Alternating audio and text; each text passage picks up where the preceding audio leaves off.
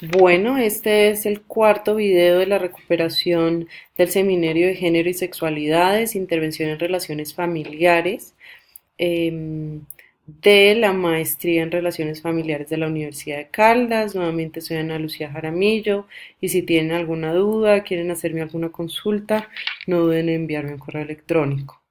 Y esta es la tercera parte, la segunda parte del módulo 2 de críticas feministas, en donde dos de las grandes líderes desde los años 80 y 90 han sido Goldner y Hermostin, y de las cuales pueden leer sus artículos en estas fechas. Entonces, hablamos en el video pasado sobre la terapia estructural de Minuchin y las críticas desde el feminismo. Hablamos de las terapias estratégicas de Jay Haley y Chloe Madanes y las críticas desde el feminismo. Y esta sería la última crítica, digamos, a las escuelas de terapias familiares, terapias relacionales, que fue a los inicios de la terapia del Grupo de Milán. El Grupo de Milán, digamos que tuvo un recorrido importante y tuvo una primera etapa en donde hay más críticas desde el feminismo y una segunda en los años 80, 90, en donde tuvo mucha más influencia del construccionismo social, del constructivismo de Maturana. Se volvió mucho más narrativo, dialógico, y en ese momento digamos que habría menos críticas feministas. Es al primer momento de la escuela de Milán donde hay más críticas.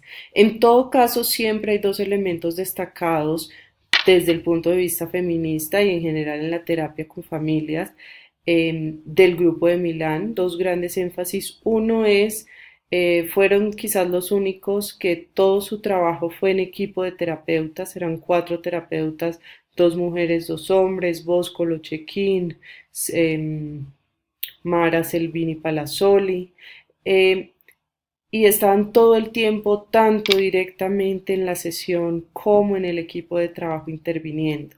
Porque esa es una fortaleza desde el punto de vista feminista, porque sabemos que en el feminismo siempre estamos evaluando nuestros prejuicios, nuestros estereotipos, nuestras creencias, nuestras historias, y el contar con un compañero o una compañera del mismo sexo, de sexo opuesto, nos permite estar más reflexivos sobre cómo nuestro trabajo está más marcado por lo que nosotros creemos que por lo que es benéfico para la pareja, la familia y en particular en términos de la equidad de género.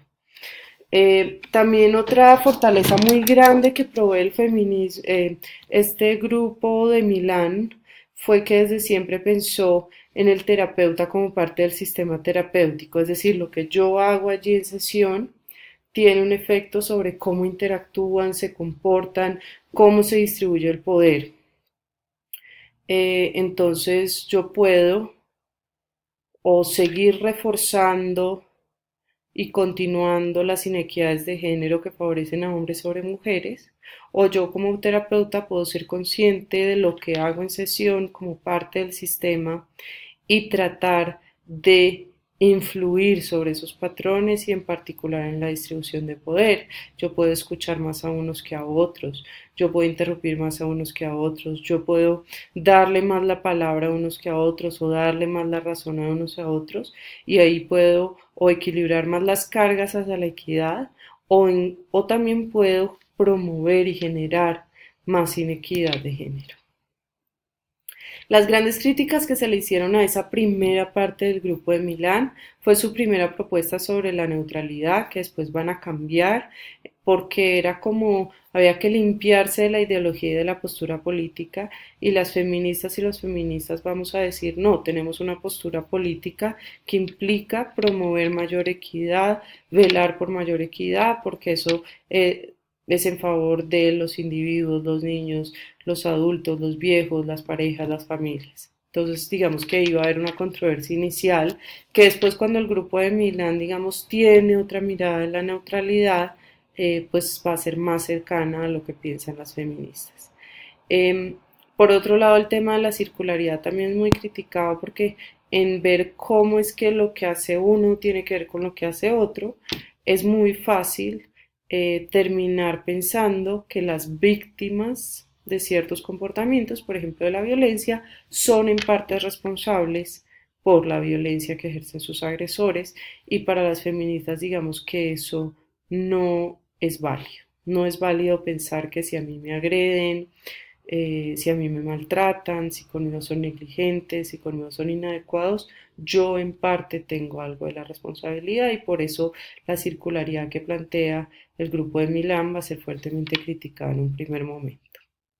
Aquí hay un ejemplo, en el grupo de Milán trabajaban mucho las familias con secreto. Eh, Estas son mamá, papá y tres hijas. Lisa, de 14, es la hija mayor y reporta un intento de suicidio en la tercera sesión. Lisa reporta a los terapeutas que el padre la ha usado sexualmente desde los 9 años. Mamá tenía un matrimonio previo y los padres aceptan hacer terapia familiar siempre y cuando no se habla del incesto, del abuso sexual. Sin embargo, esto es algo que aparece en la terapia, y estos son algunos de los comentarios que hacen los terapeutas, y estos son de transcripciones de sus propios libros. En realidad la madre quería que la hija amara a su esposo porque ella tiene miedo de que él la deje.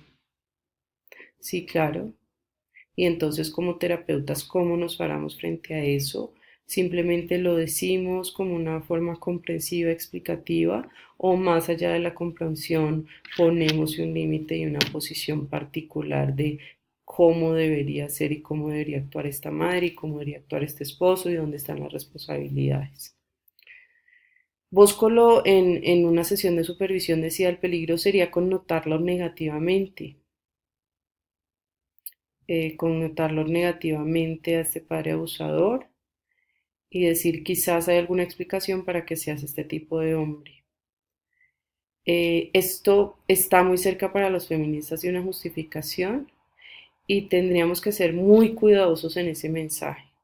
Por una parte, no quisiéramos seguir atacando a ese abusador si ese abusador o ese padre tiene una voluntad de cambio, solo si comprende que hay una responsabilidad, solo si se comprometen a hacerlo, solo si hay una transformación individual genuina. eh, de ningún modo estaríamos pensando en justificarlo, de pronto comprenderlo, pero con el sobrepeso que tome muy claramente cuál es su responsabilidad, que trabaje en su responsabilidad, que se haga cargo de lo que hizo. Y en algún momento también mencionan, en cambio de comentar el incesto entre Lisa y su padre, el incesto debería ser entre Lisa y su madre. Pues la primera frase implica como, bueno, entonces tenemos que hacer un lado y no hablar del incesto. Las feministas diríamos, tendríamos que hablar de tipos de abusos, de violencias, y uno de los objetivos principales sería hacer claridad y educar sobre esto y tratar de que no suceda más, y proteger y hacer lo que tenga que hacerse para proteger a las personas involucradas, más si están viviendo sobre un mismo techo. Y tal vez no es comparable esa comparación que implican ahí, que ese abuso sexual desde los 9 años de un padre hacia una hija no es lo mismo que cualquier otro tipo de relación y cualquier otra cosa funcional que pudiera estar pasando entre la madre y la hija.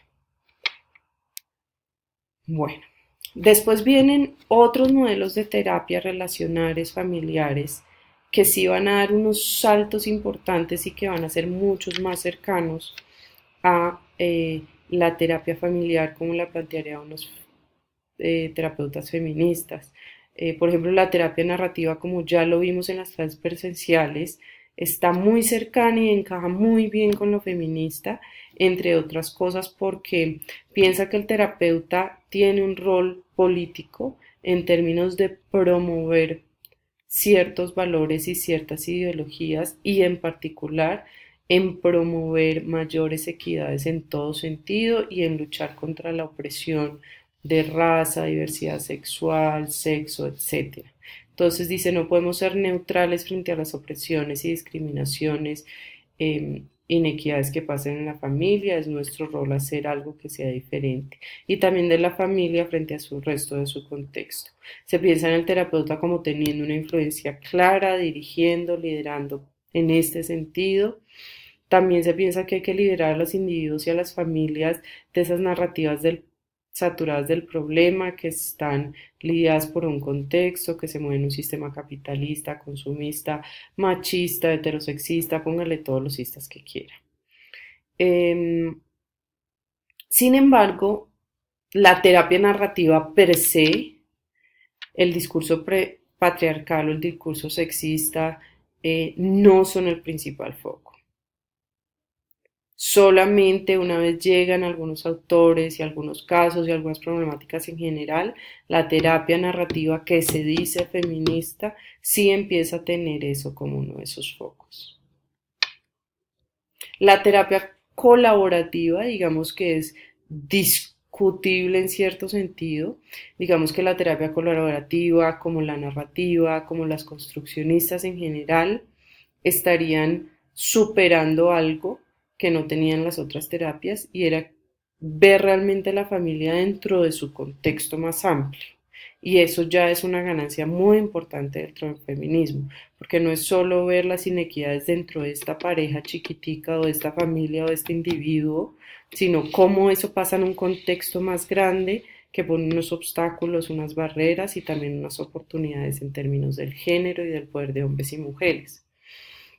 Pero en la terapia colaborativa, digamos, hay una cosa que pasa que nos gusta a los terapeutas feministas y es que se ve el terapeuta como facilitador de un diálogo, el, digamos, se entrega mucho del poder. Mi rol y mi experticia es en saber conversar, en saber escuchar, en facilitar hacer lo que tú quieres hacer. Entonces, en ese sentido, se equilibra un poco y se cede bastante del poder del profesional, del terapeuta, del interventor. No pensamos que estamos por acá nosotros y por allá la familia, sino que tratamos de equilibrar un poquito, pues obviamente sí habrá una relación de poder, pero equilibrando un poquito esas cargas y haciéndolo un poco más equitativo, más horizontal.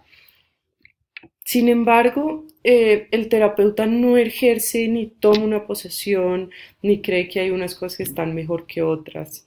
Cada familia toma sus decisiones, cada familia hace lo que piensa que es mejor para ella. Entonces uno tiende a pensar que un terapeuta colaborativo que llegue a una familia muy sexista, muy patriarcal, en donde hay algunos individuos muy oprimidos, si siente que eso es como lo están conversando y que lo están aceptando en la conversación, no lo confrontaría, no haría nada para influir sobre este patrón y para tratar de construir, transformar, cuestionar este patrón. Y en ese punto de vista, digamos que las feministas seríamos críticas de las terapias colaborativas.